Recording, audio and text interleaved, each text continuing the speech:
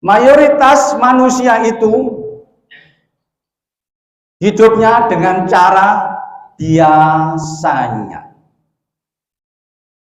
Biasanya, menurut penelitian, 80-90% manusia itu hidup dengan cara biasanya. Biasanya kalau diundang jam 8, datangnya jam, nah itu biasanya. Ya, mohon maaf, orang yang hidup biasanya, mohon maaf. Anda ada yang masih muda, kalau hidup biasanya, nanti hidup Anda biasa-biasa saja. Itulah kenapa Pak, mayoritas orang itu biasanya gagal. Karena hidupnya biasa-biasa saja. Ya, biasanya.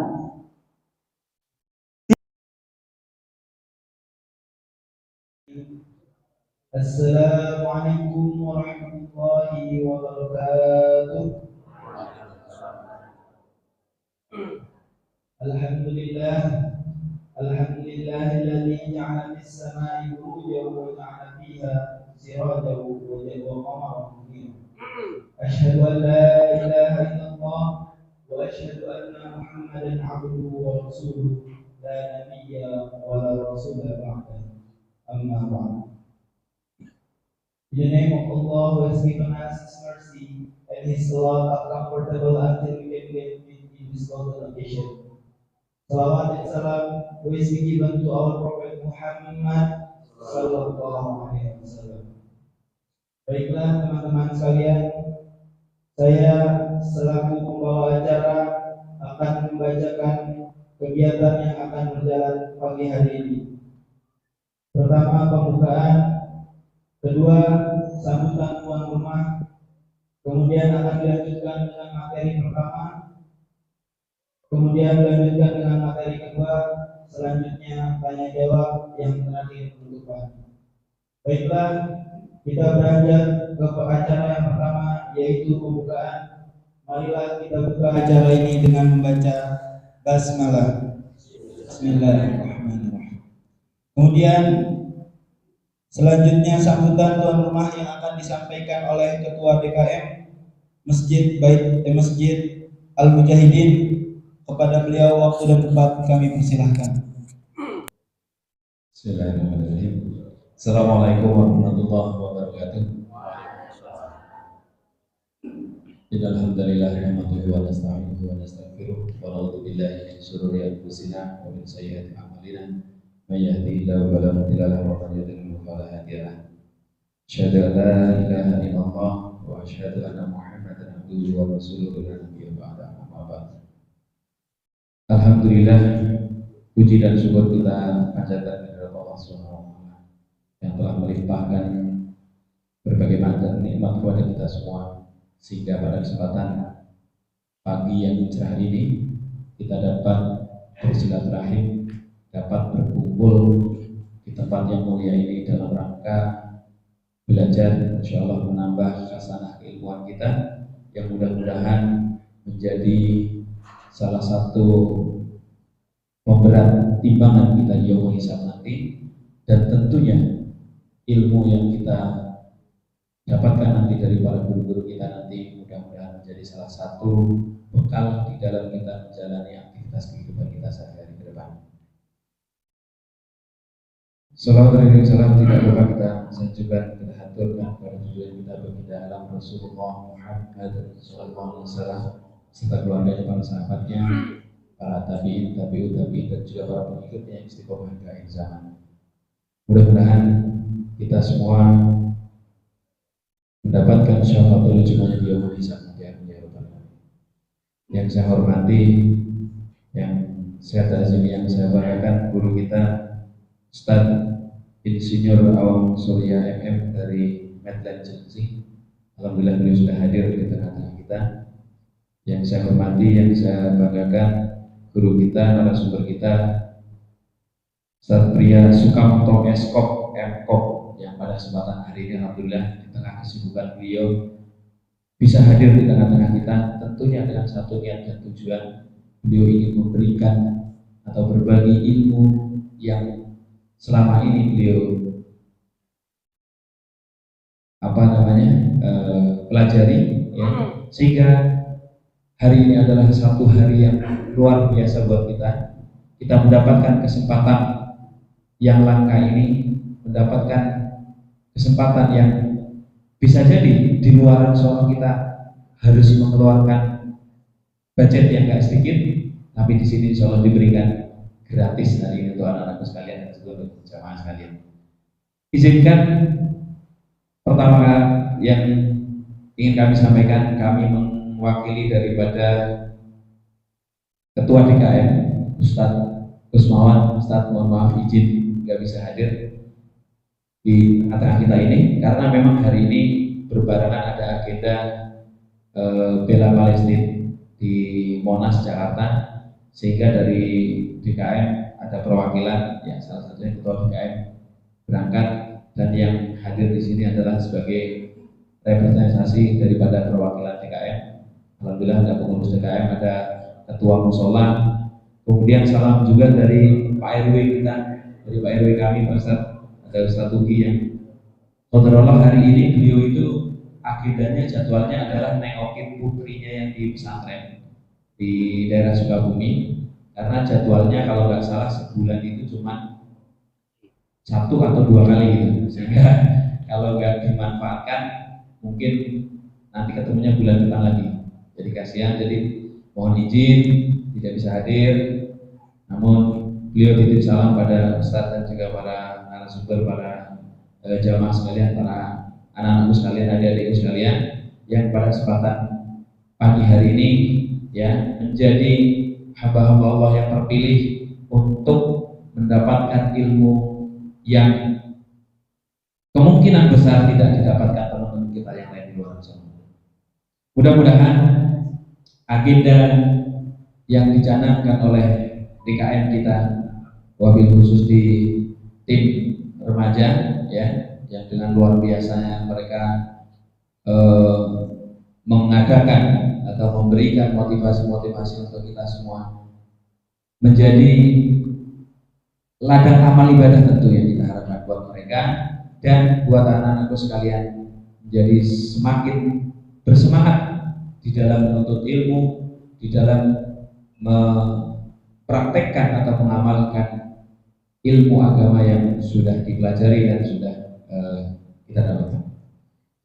Itu mungkin sekali lagi kami mewakili DKM mengucapkan jazakallahu khairan katsir kepada para ustadz, para narasumber dan juga anak-anak sekalian, dan juga pada tim panitia pelaksana penyelenggara. Walaupun mungkin hari ini kelihatannya belum maksimal, belum bisa hadir semua, terutama dari tim Karang Taruna kayaknya masih banyak yang berhalangan.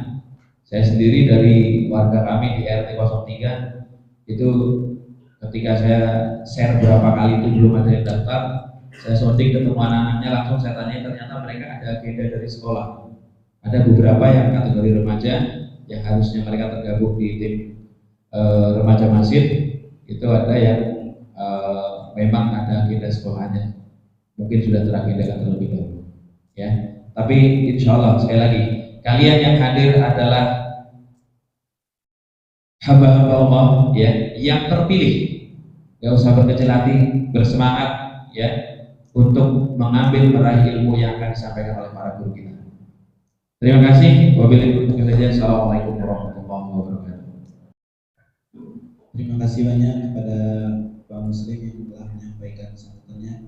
Baiklah, kita beranjak ke materi yang pertama, yaitu mencari ide dan menyusun rencana usaha yang insya Allah akan disampaikan oleh Ustaz Insinyur Awan Surya.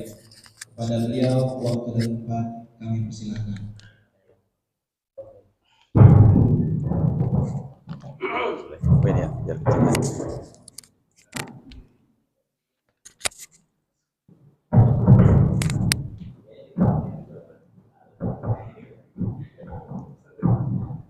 Bismillahirrahmanirrahim. Assalamualaikum warahmatullahi wabarakatuh. Bapak-bapak, teman-teman, pengurus DKM, pengurus lingkungan, dan adik-adik yang saya cintai. Alhamdulillah akhirnya kita ketemu setelah beberapa kali rencana komunikasi. Saya komunikasi dengan beliau beberapa kali. Beliau rupanya susah dipegang, jadi akhirnya sama Pak Supari. Alhamdulillah, akhirnya acara yang kita rencanakan terlaksana. Salawat serta salam sama-sama kita sampaikan kepada teladan kita Nabi kita Muhammad sallallahu alaihi wasallam. Bapak Ibu sekalian, sebelum sampai materi kita jelaskan dulu bahwa kegiatan seperti ini adalah bagian dari kewajiban kami sebagai dosen yang ajar di perguruan tinggi. Jadi dosen itu Bapak, adik-adik, teman-teman sekalian, kewajibannya satu ngajar di kelas, kemudian riset, penelitian, dan kegiatan seperti ini namanya pengabdian masyarakat. Jadi kami juga punya kewajiban untuk sharing ilmu, sharing keterampilan dengan lingkungan-lingkungan terdekat. Nanti itu akan mempengaruhi akreditasi kampus kita. Jadi saya berterima kasih kepada terutama DKM dan pembina, wabil khusus pembina remaja untuk diizinkan melakukan kegiatan seperti ini. Mudah-mudahan bermanfaat. Ya, mudah-mudahan bermanfaat. Saya memang sengaja berusaha beberapa kali dengan remaja masjid karena saya men-sharing ilmu itu saya lebih senang kalau dengan orang Islam. Kemudian saya lebih senang sharing dengan anak muda karena usianya masih panjang gitu ya. Yang kita ini kan tinggal nunggu game over ini ya. Ya, yang adik-adik ini. Baik. Nah, kita akan berbicara tentang kewirausahaan. Baik teman-teman sekalian. Ya, sebelum sampai ke sana nanti ya. Adik-adik, teman-teman sekalian, di dunia ini kita akui atau tidak, ada orang sukses dan ada orang gagal. Dalam bidang apapun itu, terutama dalam bidang ekonomi, ada orang-orang sukses, ada orang-orang gagal. Kira-kira teman-teman sekalian, adik-adik, ini jumlahnya banyak mana ya? Yang sukses atau yang gagal? Ya, nah nanti. Padahal teman-teman kan nggak pernah kan berusaha untuk jadi orang gagal ya? Nggak pernah kan ada yang bercita-cita jadi orang gagal? Ada nggak? Tapi kenapa orang gagal itu jumlahnya banyak? Ayo, dari mana itu? Kita pernah berdoa enggak untuk jadi orang gagal? Enggak kan? Ya, tapi kenapa kok banyak yang orang itu jadi orang yang di sini? Siapa yang salah kira-kira? Kita nggak pernah minta kok. Iya, coba. Teman-teman sekalian, ada kalimat yang ini orang kenal orang ini, fotonya kenal? Tahu orang ini? Masa nggak kenal ini? Bill Gates. Masa nggak tahu sih? Orang yang namanya sekarang udah jarang. Beberapa tahun yang lalu selalu masuk daftar 10 orang terkaya di dunia. Kalau nggak nomor 2 ya nomor 3. Ya, dia pernah bilang, kalau kamu lahir miskin itu bukan kesalahanmu. Tapi kalau kamu mati miskin itu salahmu. Ya, coba. Dia ini orang yang masuk nominasi orang terkaya di dunia, dia bilang, kalau kamu lahir dari keluarga miskin, mau dari petani, mau jadi apa, itu bukan kesalahan. Tapi kalau meninggal masih miskin itu salahmu. Ya, coba. Ini orang yang contoh orang sukses. Apa agama kita menyampaikan? Ya, ma asobaka min hasanatin faminallah wa ma asobaka min sayyi'atin famin nafsik. Apa saja hasanat kebaikan, di sini terjemahkan nikmat, itu dari Allah. Tapi apa saja keburukan sayyi'at yang kita beri label bencana, itu dari kesalahan diri kita sendiri. Selaras dengan yang tadi? Ya. Allah itu ingin kita semuanya, Anda yang masih muda-muda, diinginkan Allah jadi orang sukses. Tapi kalau nanti jadi orang gagal, itu salahmu. Ya, bukan Allah nggak pernah berkehendak kita jadi orang gagal, tapi kalau ada di antara Anda nanti jadi orang gagal, itu salah Anda. Jangan salahkan orang lain. Ya. Nah, teman-teman sekalian, Di mana letak kesalahannya ini? Di mana letak kesalahannya? Mari kita tahu. Ya. Ya, ini pertanyaannya tadi. Ternyata banyak orang gagal. Itulah fakta. Ya, tidak terbantahkan. Mohon maaf. Pernah ngamati, nggak usah dunia ya, nggak usah di dunia. Daftar orang terkaya di Indonesia. Kira-kira orang muslim atau non muslim yang mendominasi? Yang keras jawabnya? Ya, padahal banyakkan mana muslim sama non muslim di Indonesia? Aneh kan? Ya, aneh kan? Padahal kitalah yang mestinya jadi orang terkaya di Indonesia itu orang muslim. Tapi kenapa orang non muslim? Mari kita lihat. Baik. Sekarang kita mau latihan.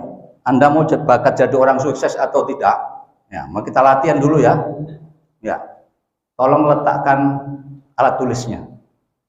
Jangan pakai HP. Nggak boleh pakai HP, nanti yang hang jangan ganggu temennya. Oke? Nggak usah bersuara ya. Oke. Silahkan bayangkan angka 2. Angka 2 itu loh. Tambah 3. Tambah 5. Tambah 10.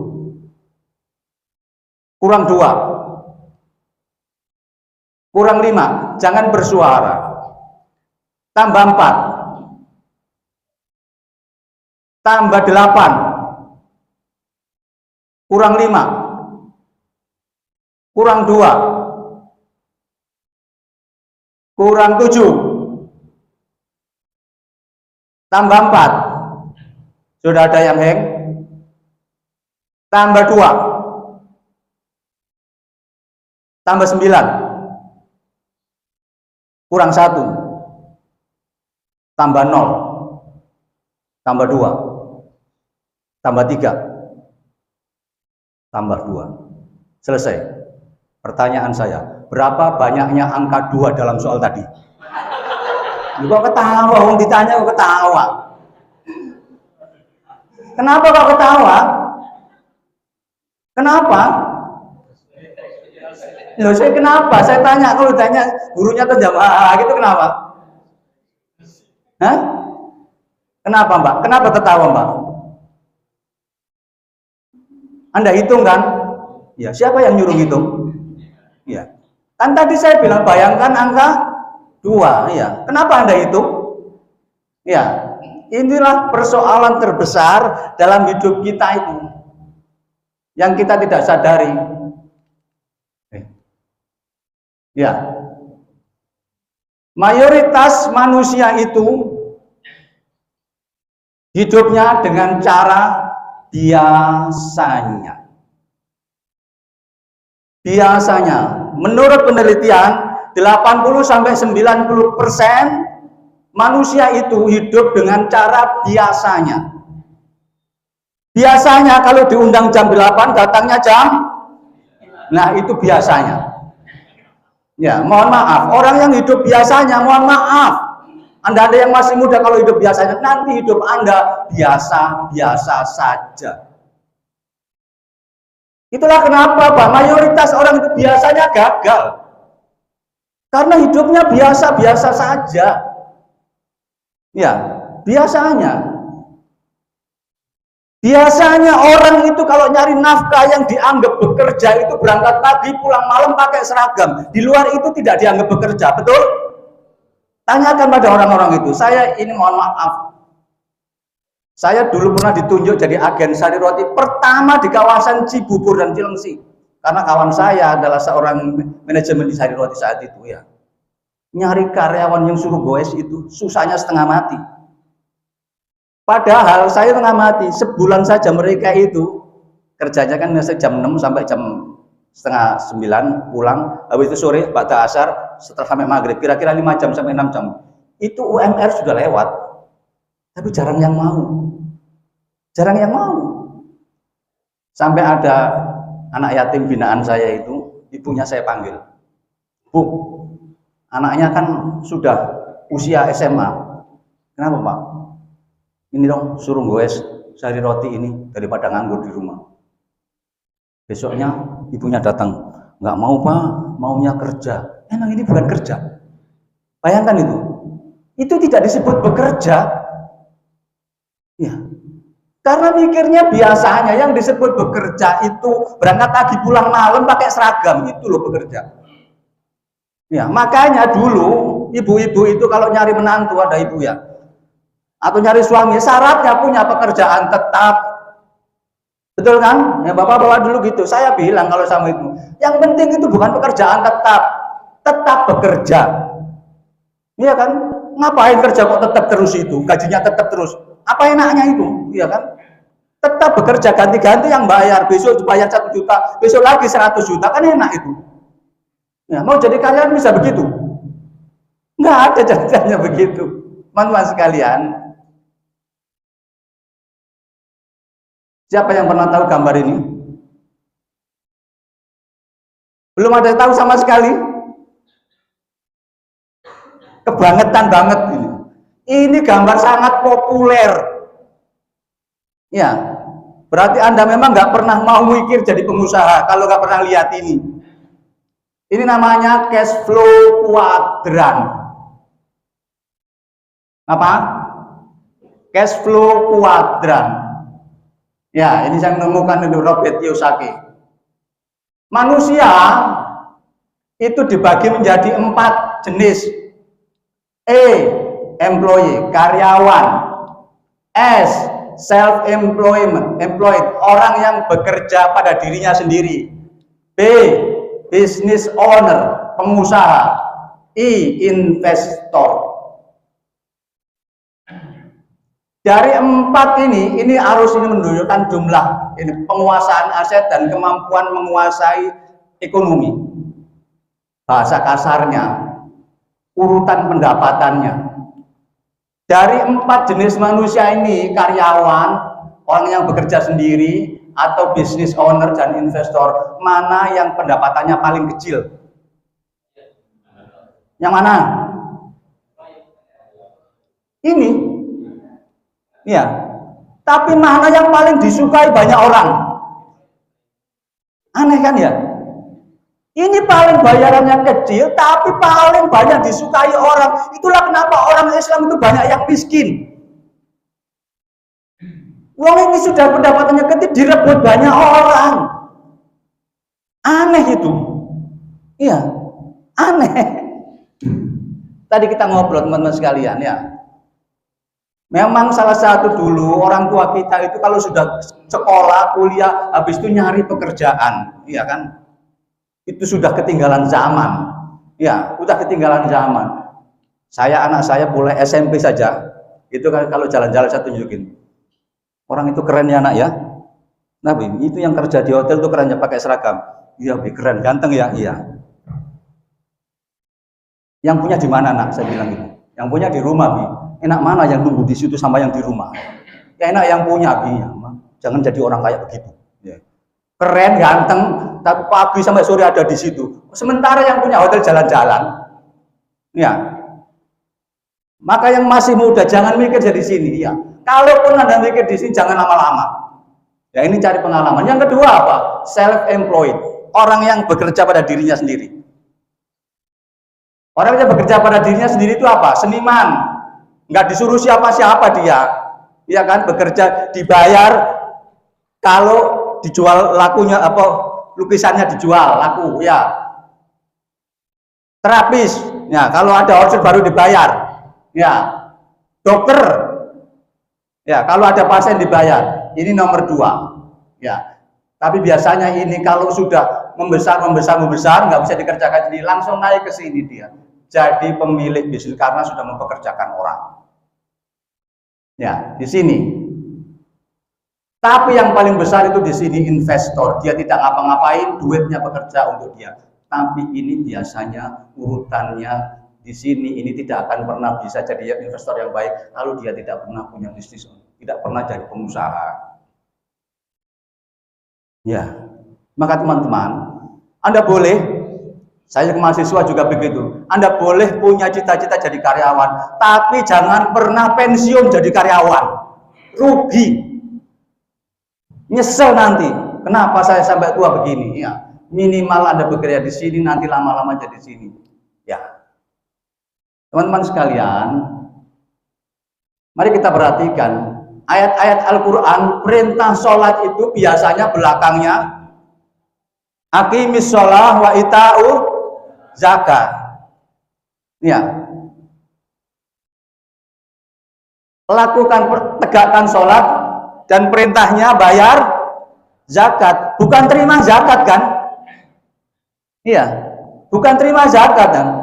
Perintah sholat itu perintah yang setara dengan membayar zakat. Bagaimana kita bayar zakat kalau kita itu uangnya pas-pasan? Ya nggak ada nisabnya terus, nggak pernah sampai nisab. Paling bayar zakat fitrah kita ini.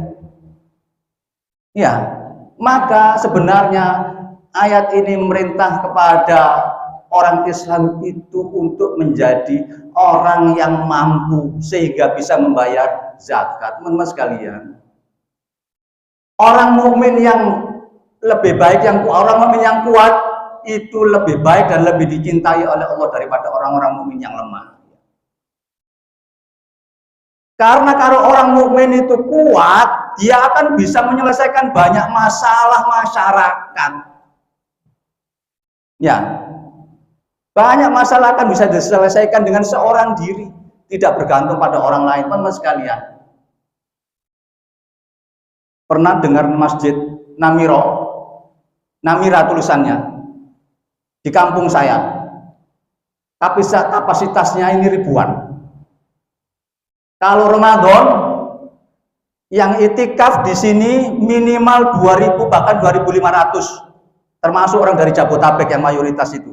Kebetulan rumah saudara saya paling 500 meter dari sini, dan semuanya ditanggung oleh pengurus masjid, nggak bayar. Nggak ada kota infak begini di masjidnya, nggak ada. Dan ini dibangun oleh satu keluarga, walaupun sekarang diserahkan ke masyarakat. Kenapa bisa bangun begini? Karena pengusaha. Karyawan nggak bakal bisa bangun masjid seorang diri. Ayo, ini dibangun berapa orang ini? Masjid ini mungkin ribuan, ya, satu RW. Tapi kalau ada pengusaha satu orang jadi. Setahu saya ini keluarga ini sudah membangun 2 masjid dan ukurannya besar-besar, miliaran tentu, ya, dan dibangun satu keluarga, masya Allah, ya. Tentu akan banyak yang bisa kita lakukan seperti ini kalau kita ini secara ekonomi kuat, teman-teman sekalian, ya. Dan itu bukan karyawan jalannya. Bangun masjid musola ukuran 5x5 aja pakai ganggu orang di jalan. Iya. Orang lewat sampai terganggu semua, ini nggak pakai ganggu orang.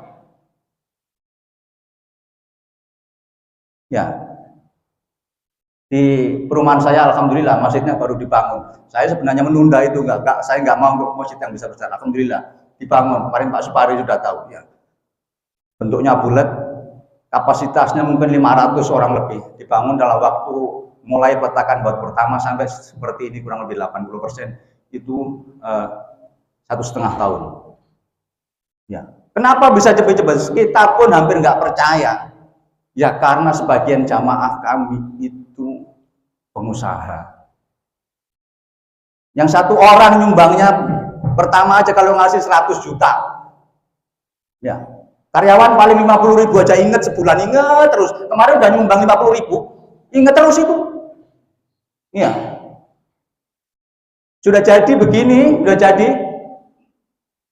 Kan sistemnya kalau dulu kecil itu nggak bunyi itu kalau dibuat masjid besar, terus kemudian ini apa terbuka tempat saya itu, jadi suaranya hilang. Terus dipanggil ini apa? Jadi sound systemnya itu dibikin khusus untuk masjid itu, didesain. Dihitung sama desainernya itu berapa? 55 juta. Aduh, kalau ngumpulin lama kedengeran sama keluarga itu, bayarinlah, langsung dibayar 55 juta. Karyawan bisa begitu? Urunan setahun nggak lunas itu. Iya, ada yang begitu mau ditutup Tapi ini mau sholat karpetnya belum ada. Dibayar langsung 35 juta. Nggak pakai iuran. Makanya cepat jadi. Ya. Yang begini kita akan bisa kalau kita mampu secara ekonomi, teman-teman sekalian. Dan itu jalannya. Anda yang masih muda mikirnya mulai sekarang ya. Islam harus kuat secara ekonomi. Ya. Jalannya ya Anda harus jadi pengusaha. Teman-teman sekalian, Rasulullah itu pedagang. Sahabat-sahabat Rasulullah itu yang betul-betul bekerja cuma Ali bin Abi Thalib. Yang lain itu pengusaha, Abu Bakar pengusaha, Umar pengusaha, Utsman malah terkenal. Dan yang paling terkenal itu Abdurrahman bin Auf. Ya, yang ketika hijrah ditawari oleh sahabat Ansor itu Abdurrahman oleh Rasulullah dipersaudarakan kan, masing-masing dipersaudarakan. Kata orang Ansor itu, saya punya rumah 2, ambil 1. Saya punya istri 2, saya ceraikan 1. Ya, hartanya juga dibagi 2, dibagi sama Abdurrahman. Ya, begitu tiba giliran dibagi hartanya ke Abdurrahman, nggak usah. Saya nggak usah dibagi hartanya. Cukup tunjukkan kepada saya di mana pasar Madinah itu. Bayangkan. Hanya minta ditunjukkan pasarnya di mana. Dan dalam waktu yang singkat, Abdurrahman bin Auf menjadi saudagar yang kaya raya. Teman-teman sekalian, yang lebih penting bahwa kita harus sadar bahwa Islam ini berkembangnya juga butuh dana, butuh support dana. Ya, selain doa, ya, selain doa, bahkan jihad itu lebih mana pahalanya berjihad dengan harta, dengan berjihad dengan jiwa kita? Besar mana, Pak? Wa tujahiduna fi sabilillahi bi amwalikum wa anfusikum. Ya. Jihad itu pahalanya lebih besar dengan harta dan kepada jiwa. Maka kita harus menguasai aset-aset ekonomi itu. Kita ini mayoritas di negeri kita ini. Kenapa justru tempat yang enak, posisi yang enak, posisi yang strategis itu justru dikuasai oleh orang-orang non-muslim? Harusnya kitalah yang menguasai itu. Maka teman-teman yang masih muda, saya mengajak Anda semuanya, sudahlah. Sudahi kondisi seperti ini. Orang Islam harus lebih dominan mengembangkan bangsa Indonesia ini. Dan itu syaratnya Anda berpikirnya harus keluar dari situasi kebiasaan orang-orang tua kita dulu ya. Anda harus berpikir pemuda Islam, anak-anak muda Islam itu berpikirnya minimal jadi bisnismen, nanti bisa jadi investor. Teman-teman sekalian, nah lebih penting lagi kalau sudah begini, bagaimana cara kita mencari peluang usaha ya. Bagaimana kalau sudah kita mau ini belajar jadi usaha itu, pengusaha itu teman-teman sekalian, lebih baik masih muda harus sudah belajar. Karena ada rumusnya, kegagalan itu ada batasnya, ada kuotanya. Ya. Kalau Anda dari muda sudah berani berusaha, nanti gagal, lakukan lagi, gagal, lakukan lagi, gagal lagi. Nanti lama-lama kegagalannya habis, nanti sukses dengan sendirinya. Maka itu kuota kegagalan. Kegagalan itu harus dirasakan. Ya. Yang punya sudah jadi orang tua, kalau anaknya nyoba usaha terus bangkrut, sudah itu alhamdulillah, sudah satu, hilang satu kegagalannya. Nanti kalau sudah habis kegagalannya, jadi orang sukses dengan sendirinya. Masa nggak belajar dari itu? Pasti ada pelajaran. Yang pertama, mari kita lihat. Ada beberapa cara teman-teman. Ya, yang pertama, nyari ide usaha itu memperhatikan potensi lingkungan. Ya, kalau di lingkungan kita itu banyak kebun pisang, kira-kira potensinya mau buka usaha apa? Apa Mas? Keripik pisang. Yo, apa lagi? Mbak, apa? Jual daun pisang. Iya, apa lagi? Hah? Besok, iya, apalagi? Hah? Jantung pisang, iya, apalagi? Mbak-mbak yang dari mbak-mbak apa?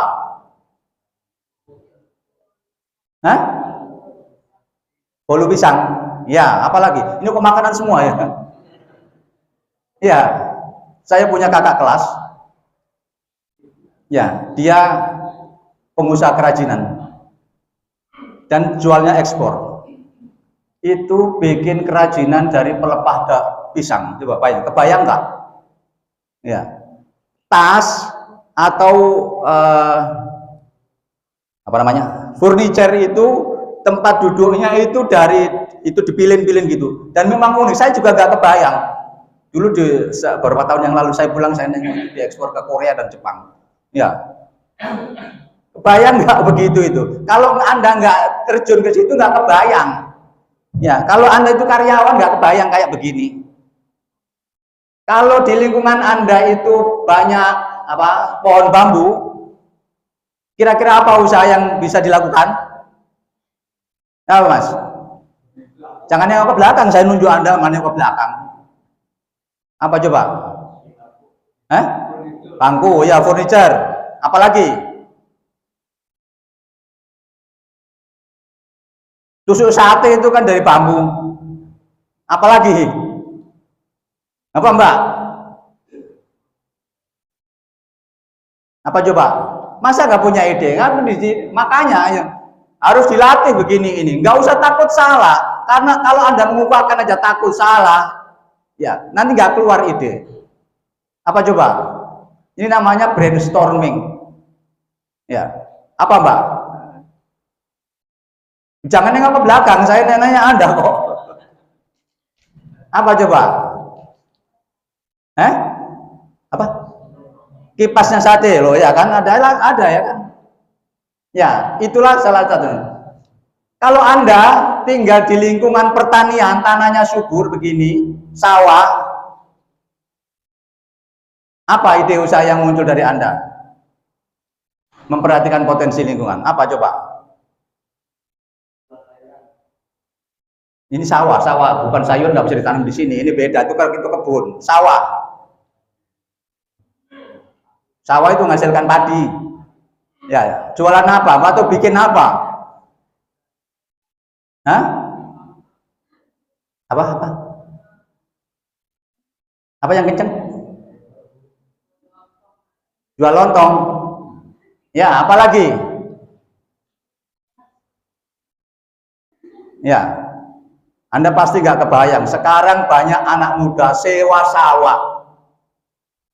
Sawahnya disuruh tanemin orang, panennya ke dia, orangnya dibayar, tapi duitnya bukan dari situ. Dia bangun jembatan di atasnya untuk foto-foto selfie. Ternyata duitnya banyak ini daripada panen. Pernah kebayang Anda? Dibangun ini aja untuk foto-foto Instagram itu loh. Iya. Dan rupanya justru pendapatannya lebih besar ini daripada panennya. Ya, saya punya kenalan anak muda di Parung, tapi sudah berkeluarga ya. Ternak ikan. Ya. Pendapatannya bukan dari jual ikan. Dari mana dia coba? Dari mana kira-kira pendapatannya? Bikin kolam di daerah Parung itu, memang dia jual ikan, peternak ikan, tapi pendapatan terbesar bukan dari jual ikan. Apa? Ya, apanya Pak yang di-online kan? Ya, nggak kebayang kan Anda kan? Ya, kalau nggak pernah jadi pengusaha memang nggak kebayang gitu. Dia bikin ikan itu, kemudian ditawarkan ke sekolah-sekolah untuk wisata edukasi panen ikan. Itu pendapatannya lebih besar daripada panen. Kebayang begitu? Ya, teman-teman sekalian, ya itulah. Ternyata banyak kalau anak ini. Atau memperhatikan usaha di sekitar. Yang namanya usaha di sekitar Anda itu pasti butuh supplier, pasti itu. Ya kan? Pasti. Kalau di sekitar Anda ada rumah makan, Ada peluang usaha apa yang menyuplai ini? Coba apa saja itu? LPK itu apa? Ini rumah makan. Ya, karyawannya. Oke. Apalagi? Ya banyak. Rumah makan itu apa yang dijual di situ kan dia butuh beli ke orang lain. Beras, minyak, semuanya butuh ke orang lain. Kenapa nggak muncul idenya? Karena nggak pernah dicoba. Ya. Kalau di dekat Anda ada pabrik, itu juga peluangnya pasti banyak. Ya, nggak terhingga itu. Ada kumpulan orang itu pasti ini. Nah, teman-teman sekalian, tapi di antara cara mencari ide itu, yang terbaik adalah memperhatikan masalah di sekitar Anda. Karena kalau Anda bisa menyelesaikan masalah di sekitar Anda, itu Anda tidak perlu promosi, orang pasti beli.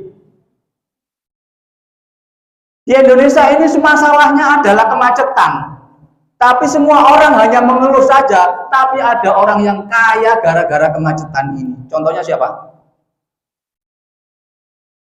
Gojek itu kan gara-gara ada kemacetan ini. Kalau nggak ada ini, orang nggak butuh Gojek. Iya kan? Dia kaya karena masalah. Ya. Saya punya kenalan tadi, kali yang tadi itu, anak muda di Parung itu, dia cerdasnya luar biasa teman-teman sekalian. Di Parung itu teman-teman banyak sentra itu loh, apa namanya? Ikan hias, ya kan? Pernah tahu ikan hias di Parung itu? Siapa yang seneng piara ikan hias? Itu di Parung banyak menjualnya. Sampai jenuh. Jadi mereka itu banting-bantingan harga. Banting-bantingan harga. Karena saking kebanyakan suplainya, yang pembelinya rendah. Nah, ini kan masalah. Coba, itu anak muda jualan ikan hias dengan cara yang berbeda. Jadi orang itu semuanya senang jual ke dia. Karena dia jual ini ikan ke Kanada. Bayangkan itu. Anda yang menggunakan medsos setiap hari, pernah nggak mikir jualan itu sampai Kanada begitu? Jualan ikan hias sampai Amerika, sampai Kanada. Jual ini loh, rumput itu, kalau di sini rumput ini teman-teman, saya pernah datang ke ininya. Rumput yang begini itu, kalau dijual ke Amerika harganya mahal. Kenapa? Orang Amerika itu kalau punya rumput tropis, apa yang di sekitar tanaman liar ini loh, itu mereka bangga. Jadi seolah-olah saya pernah ke daerah tropis, itu sebuah kebanggaan. Jadi di rumahnya, di meja itu, hiasannya itu tanamannya kayak begini, rumput-rumput aja. Dijual sampai ke Amerika, bayangkan itu. Kebayang nggak Anda itu? Saya sampai gimana caranya ini? Jadi berapa kalau ngirim misalnya tanaman begitu itu satu kontainer gitu. Saya itu mengira itu dikirim di box begini, itu kalau satu kontainer paling ya itu 500 gitu. Karena saya nggak tahu, iya. Coba, nggak begitu ternyata ngirimnya itu. Nggak pakai tanah, akarnya itu ditutupi pakai lumut. Jadi itu bisa jutaan itu satu kontainer itu. Masya Allah. Kebayang nggak Anda itu? Rumput di sebelah rumah Anda itu bisa jadi duit kalau dia ada di Amerika. Ya. Sampah. Di mana perumahan yang tidak bermasalah dengan sampah? Tapi orang biasanya hanya cuma mengeluh saja. Iya. Tapi banyak orang yang kaya dari sampah. Silakan searching di YouTube. Ada orang Bekasi yang pernah dapat Kalpataru, sebulan penghasilannya 150 miliar omsetnya dari sampah. Ada anak Bandung 2, anak Batak dulu itu 2 orang. Ya, bayangkan kalau Anda ngelola sampah itu ya. Biasanya usaha warung, usaha pabrik, bahannya beli. Tapi orang yang usaha sampah ini bahannya tidak beli dan dibayar. Ngangkutin sampah kan dibayar. Bayangkan, bahannya saja nggak beli dan dibayar. Coba, itu aja udah untung. Ya, tapi Anda mau nggak ngelola ini? Itu saja masalahnya. Silakan sering ada Big Andy pernah mewawancarai itu. Yang orang di Bekasi itu dapat Kalpataru, dia jadi kaya raya dari sampah. Teman-teman sekalian, Banyak hal yang demikian ini. Ya, sering barangkali di kajian pernah saya ini kan bahwa ini harus dilatih. Orang itu kalau sudah mindsetnya berwirausaha, melihat masalah itu adalah peluang. Ya, yang seperti teman saya di Parung itu, justru kalau Anda ketemu masalah, itulah di situ duitnya ada. Karena kalau Anda menyelesaikan masalah itu, orang itu dengan senang hati akan menggunakan produk Anda. Wirausahawan itu mindsetnya, orang berwirausaha itu melihat kalau ada masalah berarti ada peluang. Saya ingat barangkali sudah pernah saya sampaikan di kajian gula subuh. Saya punya kenalan, itu sohibnya teman saya saat itu kuliah di UGM, masih mahasiswa. Suatu ketika pergi ke rumah temannya mau mengerjakan tugas karena dapat tugas kelompok. Terus pulang itu hujan lebat, naik angkot, macet total. Begitu hujannya reda, itu mau angkot belum bergerak, dia turun, tanya itu, tentu pakai bahasa Jawa ya, Pak ada apa? Ternyata kata beberapa informasi itu di depan ada pohon tumbang. Adik-adik, bayangkan Anda seperti itu posisinya ya, naik angkot mau pulang, ini angkotnya nggak bergerak, depan ada pohon tumbang. Apa yang kalian lakukan? Mana minuman saya tadi? Oh ini. Coba. Apa yang kalian lakukan? Yang sudah punya ide, tolong sampaikan. Apa yang kalian lakukan? Naik angkot, mau pulang, angkotnya itu nggak bergerak karena di depan ada pohon tumbang. Turun, pindah angkot, bayar. Apa? Jalan kaki sampai kelewat situ. Ya, yang cowok apa yang Anda lakukan? Tungguin aja sampai lewat. Yang bahasa saya di situ ya, sampai Isya apa tungguin situ. Ya. Ketahuilah nasib Anda ditunjukkan oleh cara berpikir Anda melihat masalah. Ini kawan memang orang yang berbeda, dan di antara teman-temannya dialah pengusaha pertama. Ya, contoh kasusnya seperti itu. Ketika dia turun dan tahu bahwa itu di depan ada pohon belum selesai, dia langsung bayar angkotnya. Pak, saya bayar, dia jalan sampai ketemu pohonnya yang roboh itu. Dia tahu ininya. Ternyata hanya orang pakai ini aja yang bantuin itu, belum, pohonnya masih ada. Dan dia tahu ternyata aku ada yang punya. Akhirnya dia ngobrol sama yang punya. Dan dia kemudian, Bapak Ibu tolong bantu saya. Ya. Tolong ini cepat dibantu supaya cepat lancar. Ya. Nanti saya bayar mahasiswa itu. Mahasiswa duitnya banyak. Enggak. Cuma dia berani ngomong. Saya bayar, ini kartu mahasiswa saya. Akhirnya banyak yang bantuin, ada yang gergaji, kira-kira 30 menit selesai, lancar. Dia pulang, enggak. Tanya sama yang punya pohon, Pak, di sini ada persewaan pickup enggak? Ponten Mas, ada Mas. Di mana? Dicari ketemu, datang pickupnya. Ini kayu yang sudah dipotong-potong, dinaikkan ke pickup. Tunggu sebentar, nanti saya balik, kartu mahasiswa saya dipegang Bapak itu. Dia naik pickup, ngangkutin ke mana itu, kemana? Ke pabrik areng. Dia pulang bawa duit. Kena macet itu pulang bawa duit, bukan ganti angkot, Mbak.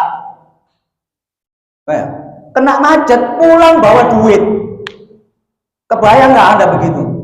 Karena mindsetnya itu peluang untuk dapat duit. Masalah itu adalah peluang untuk dapat duit. Ya, perhatikan di lingkungan Anda ini. Berapa banyak masalah yang bisa Anda selesaikan. Ya. Salah satu cara untuk mencari ide usaha adalah kalau ada masalah, selesaikan itu. Orang akan dengan sangat mengerti. Itulah ide cara yang paling gampang, yang paling kira-kira peluang suksesnya sangat tinggi. Di sini misalnya untuk belanja itu jauh, maka warung yang menolong itu pasti tanpa banyak ditawar orang. Ya, kalau itu idenya adalah menyelesaikan masalah. Nah, teman-teman sekalian, nah ini yang penting.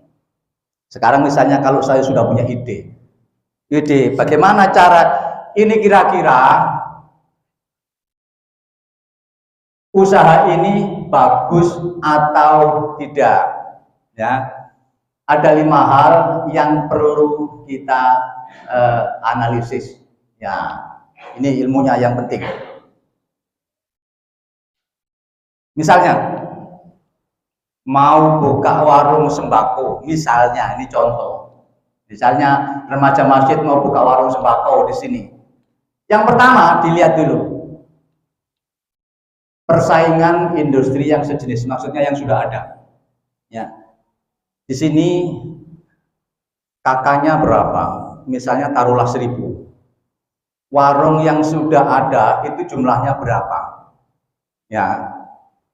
Kalau satu keluarga itu belanjanya dihitung 1 bulan belanja urusan logistik itu 1 juta misalnya, dan sudah ada di sini 10 warung, 1000 berarti 1000 kakak, berarti kakaknya dibagi 10 berarti 100 masing-masing, kira-kira itu intinya ya. Berarti 1 bulan kira-kira omsetnya warung itu berapa. Jadi kita tahu, oh ini persaingannya sudah terlalu ketat, ya. Baik atau tidak? Tidak baik, maka ini tidak mendapat nilai plus. Nanti diwujudkan begini, ya. Jadi, ya. Kemudian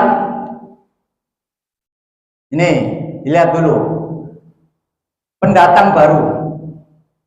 Kira-kira kalau Anda bikin usaha itu, misalnya warung sembako, itu nanti begitu Anda sukses, tetangga Anda niru enggak? Nah, perlu dipertimbangkan begitu. Kalau gampang ditiru orang, berarti tidak bagus. Ya, apa saja faktor yang mempengaruhi gampang ditiru orang? Apa saja? Apa? Modal. Modalnya gede atau tidak? Iya kan? Kalau modalnya gede, walaupun gampang orang akan, tapi nggak bisa dia karena nggak punya modal. Tapi kalau modalnya kecil, pasti gampang ditiru orang. Ya, teknologi atau resep. Ya, teman-teman saya pernah punya usaha rumah makan pecel Madiun di Netherlands Transyogi. Ya, kalau hari Minggu omsetnya 5-6 juta. Ya, karena saya tidak passion saya tidak di situ, akhirnya saya banyak tinggal ngisi acara, akhirnya saya tidak lanjutkan, ya. Walaupun itu rumah makan menurut orang gampang, tapi karena saya pakai label itu pecel Madiun, semua konsumen saya yang orang asli Madiun begitu makan di rumah makan saya langsung, bener Pak, ini asli Madiun. Kenapa? Karena saya belinya bumbunya itu dari Madiun, dikirim langsung dari Madiun di terminal Cilengsi situ, setiap minggu sekali saya ngambil di terminal. Jadi ada Harapan Jaya dari Madiun turun di terminal, saya ambil itunya. Karyawan saya pernah mau dibajak orang kota wisata, dibayar 2 kali lipat, mau bikin di kota wisata. Ternyata begitu tahu karyawan saya itu nggak bisa bikin, hanya bumbunya langsung dari Madiun, langsung nggak jadi. Ya, nggak bisa ditiru orang. Karena apa? Itu saya punya pelanggan. Sohib saya kuliah itu orang Madiun, punya rumah makan di pecel Madiun itu di Madiun. Jadi orang lain belum tentu bisa. Ya, teman-teman sekalian, saya itu setelah bikin rumah makan pecel Madiun, saya baru tahu ternyata bikin bumbu pecel itu nggak gampang. Ya, nggak gampang. Ibu coba aja itu. Saya itu baru tahu, dikasih tahu teman saya itu. Bikin bumbu pecel yang enak itu kacangnya diperiksa 1 per 1 itu, coba bayangkan. Dicekin 1 per 1. Itu kalau ada bibit yang sudah nongol begini itu yang bikin nggak enak, dan itu harus dipotong itu. Bayangkan itu, kalau bikin 10 kilo apa nggak capek itu bikin saya begini ini. Dicek begini kalau ada, diambil itu dipotong ya. Makanya banyak buku orang bikin bumbu pecel itu nggak enak rasanya karena nggak dicekin begitu. Ya. Dan itu tidak gampang dimasuki ya. Kalau karena usaha itu gampang dimasuki orang, itu tidak bagus. Ya modal, ya teknologi, ya ilmu, ya macam-macam. Ya. Makanya dulu saya juga heran orang Indonesia ini kalau usaha suka latah. Usaha kok niru orang itu. Dulu ada wartel. Ya, itu saya ditawarin orang, ayo Pak bikin wartel. Enggak, buat apa gitu. Kan menarik buat saya itu. Dan beneran mati semuanya kan. Ada wartel, ada depan-depan. Besok tetangganya bikin lagi wartel lagi. Ya. Enggak ada sesuatu yang khas. Kekuatan pemasok usaha ini apa? Ya, kalau Anda bikin rumah makan, pemasoknya ya toko-toko ini. Kalau toko ini jumlahnya yang masuk ke Anda itu sedikit, dia gampang mempermainkan harga Anda, berarti tidak bagus. Tapi kalau tokonya ini banyak, itu berarti bagus. Anda bisa gampang saja, tidak terikat dengan toko yang mana. Pemasoknya, daya tawar pemasoknya itu rendah. Tapi kalau dia yang mengatur Anda, ada usaha-usaha yang ininya pemasoknya ini teman-teman sekalian, itu daya tawarnya sangat tinggi. Contoh, karena saya peneliti, saya pernah meneliti itu ternak lele, ya ternak ikan-ikan itu jarang yang sukses. Kenapa? Karena ini terlalu kuat. Teman-teman, kalau Anda beli lele itu 1 kilo berapa? Ibu tahu 1 kilo lele berapa, Bu? 14.000. Ya. Itu misalnya HPP-nya, tahu HPP ya? HPP tahu kan ya? Harga pokok produksi sebelum dijual. Kalau lele itu 1 kilo itu 10.000, itu HPP-nya itu 72% itu pakan. Itu usaha yang tidak bagus begitu itu. Karena Anda bisa digulung oleh satu produsen pakan saja itu. Ya, semuanya, dan saya sudah melakukan penelitian. Dan saya membaca penelitian orang yang lain, ternyata problem utama ternak lele itu pakan. Sudah ada peluangnya untuk mengganti itu, tapi jarang yang mau. Anda tahu maggot? Tahu maggot? Apa Pak? Belatung dari khusus itu loh. Kenapa Pak? Peternak itu semuanya tahu bahwa itu bisa diganti oleh maggot dan lebih bagus daripada pelet itu.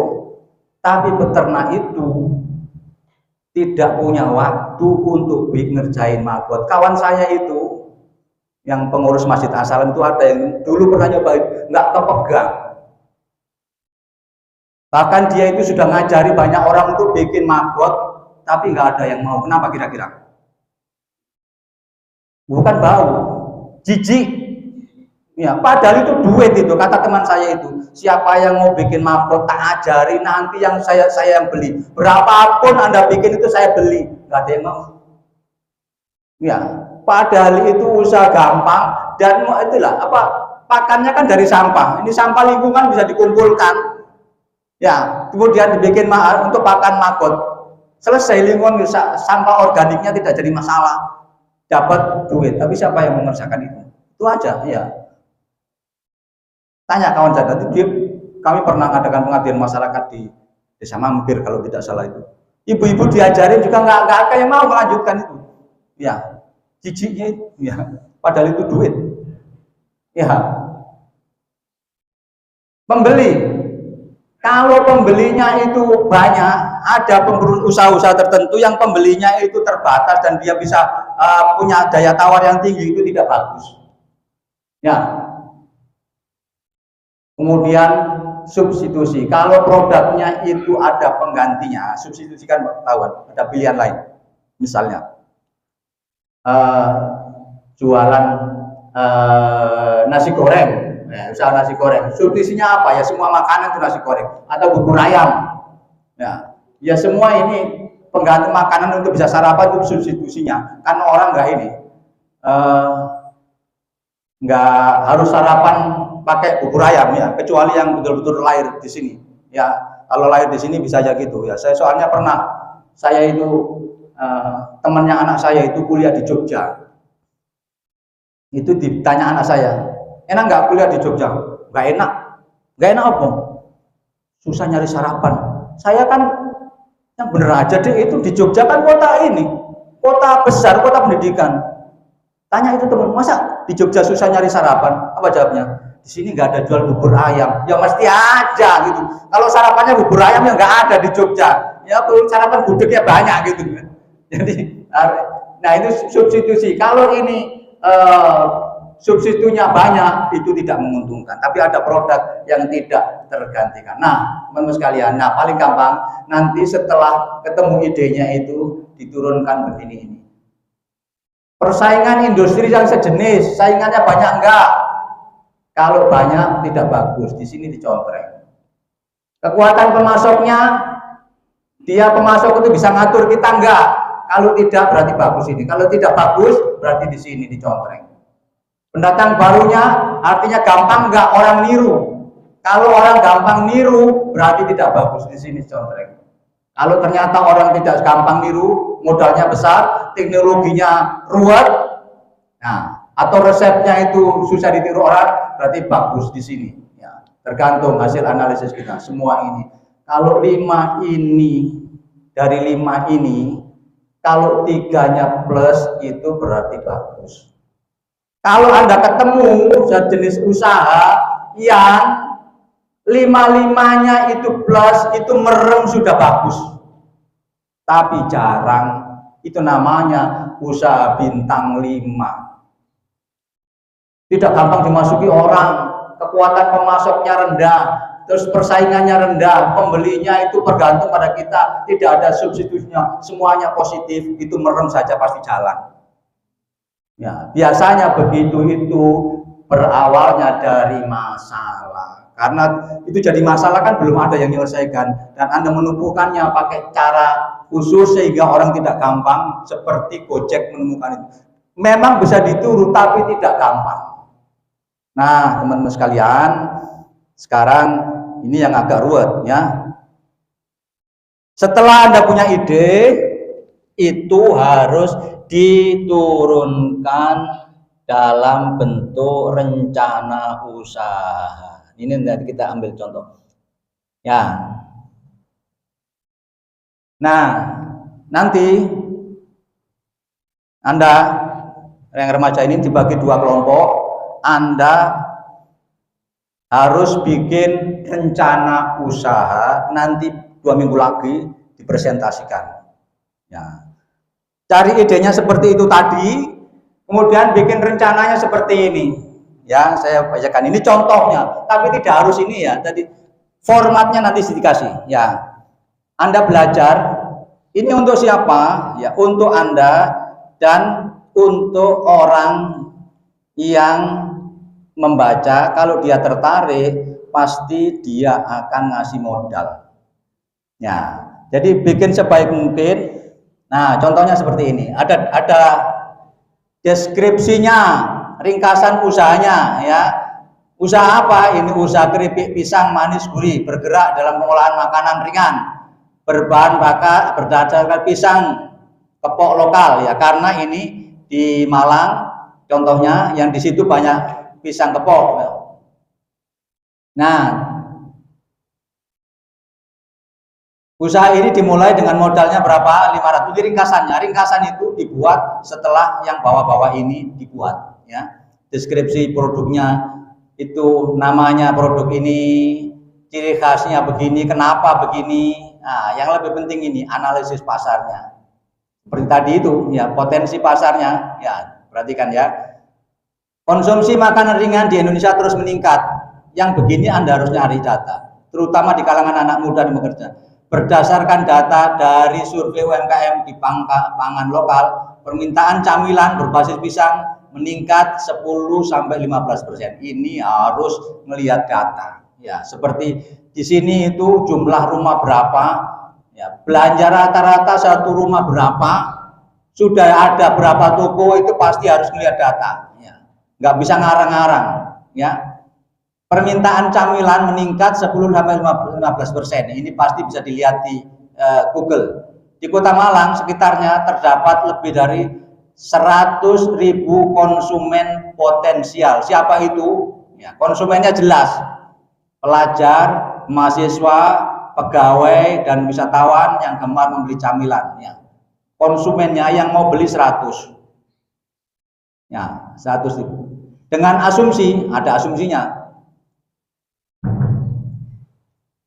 Permintaan dalam 1 bulan 500 juta. 100.000 satu orang itu belinya berapa? Nanti dikalikan ketemu 500 juta sebulan. Nah, target Anda berapa? Nah, ini kan ketahuan. Dia targetkan cuma 1% saja. Ya, 5 juta per bulan. Ngawalin. Terus nanti meningkat begitu. Pasti kalau awal targetnya yang rendah, ya. Target pasarnya siapa? Teman-teman sekalian, ini penting. Banyak orang berusaha tidak bisa mengenali target pasar. Begini teman-teman. Saya kasih contoh. Anda mau buka kursus bahasa Inggris. Yang sudah ada itu sebulan kursus itu bayar 500.000. Anda buka kursus yang sama bayarnya sebulan 100.000. Pertanyaan saya, yang laris yang 500.000 apa yang 100.000? Mbak? Betul, Mas? Ya, salah. Ya. Coba Anda lihat, itu kursus dibuka di mana? Ya, tanyakan kepada orang kota wisata. Kalau ada kursus bahasa Inggris, bayarnya 100.000, dia bilang, ini kursus apa? Bahasa Inggris kok bayarnya cuma 100.000? Ini pasti ecek-ecek, pasti nggak mau orang tuanya. Itulah pentingnya mengenali calon pembeli. Ya. Sekolah ada yang 1 bulan bayarnya 100.000, ada yang sebulan bayarnya 500.000. Apakah yang 500.000 muridnya lebih sedikit? Buktinya malah laris yang bayarnya sebulan itu jutaan. Ya, ini yang kita tidak mengerti teman-teman sekalian. Maka itu gunanya. Ini nanti untuk siapa harus Anda ketahui. Saya punya kenalan, itu muridnya guru saya di Surabaya, itu konsultan pendidikan. Jadi kalau ada yayasan mau bikin sekolah, diserahkan dulu ke konsultan itu. Kalau sudah jalan, baru diserahkan kembali ke yayasannya. Ya, dan mereka membidik konsumen kelas atas. Rumusnya cuma 2, kata konsultan itu. Kalau bikin sekolahan laris, gedungnya harus bagus, SPP-nya harus mahal. Iya, itu aja caranya. Iya. Mikirnya orang kaya sama mikirnya orang tidak punya duit itu beda. Maka Anda harus tahu, ini nanti usaha Anda keripik untuk siapa. Ya, saya ini punya teman-teman sekalian, punya teman yang ininya direktur di perusahaan saya dulu. Kalau buku ada beli buku, Mas ini buku bagus, piro itu? 50.000. Mana ada buku apa kok 50.000? Ya, buku yang harganya 50.000 itu pasti jelek, kata dia bilang gitu ya. Buku bagus itu harganya mahal. Itulah yang kita tidak kuasai. Jadi Anda harus bisa mendefinisikan ini untuk siapa. Makanan untuk anak muda beda dengan makanan untuk orang tua. Baju untuk laki-laki beda baju untuk perempuan, ya, maka harus jelas ini nanti calon pembelinya siapa. Ya, itulah membidik pasar yang khusus itu. Terus promosinya nanti di mana? Ya, teman-teman sekalian, kalau sekolahan kursus itu bagus, Yang pertama bayarnya mahal, tempatnya juga bergengsi, promosinya juga beda. Anda bikin sekolahan kursus yang mahal, terus kemudian brosurnya itu fotokopian. Ya dia, ini kursus apa? Brosurnya kok fotokopian?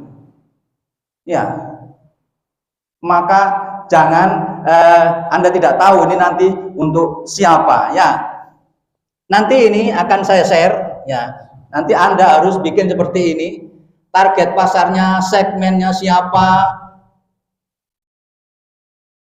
Kemudian dijualnya di mana, pemasarannya seperti apa, ini sudah ada contohnya semuanya.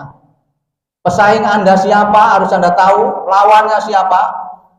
Kemudian Anda itu dibanding yang sudah ada, usaha Anda itu, kalau Anda bikin warung sembako, itu misalnya, kenapa harus ke tempat Anda? Pasti ada yang membedakan, kalau sama saja, orang tidak mau. Ya, pasti harus ada sesuatu. Ya, teman-teman sekalian. Ya, ini cara strateginya nanti Anda bagaimana? Rencananya produksinya dilakukan berapa dan targetnya berapa? Itu semuanya harus bisa didefinisikan. Ya, kemudian butuh karyawan berapa, untuk berapa, bajunya berapa. Nah, ini ada contohnya. Nanti Anda harus bisa bikin seperti ini. Ya, ini nanti kita share ke Anda. Saya nanti share ke Pak Supari supaya di share ke Anda semua. Anda pelajari itu, nanti kita buat Anda jadi 2 kelompok dan Anda harus bikin itu. Ya, nanti 2 minggu lagi kita ketemu dan Anda presentasikan. Nanti kalau bagus, pasti ada orang tertarik dan bisa diwujudkan. Syukur-syukur kalau DKM akan membiayainya. Begitu materi dari saya. Nanti tanya jawabnya setelah materi kedua ya. Baik, terima kasih, saya kembalikan pada pembawa acara. Terima kasih. Assalamualaikum warahmatullahi wabarakatuh.